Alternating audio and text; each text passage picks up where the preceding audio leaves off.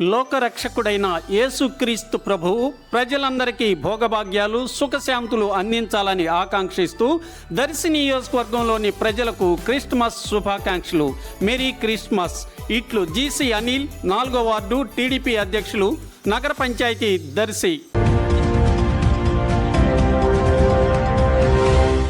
మన దర్శి వార్తలు ప్రేక్షకులకు నమస్కారం.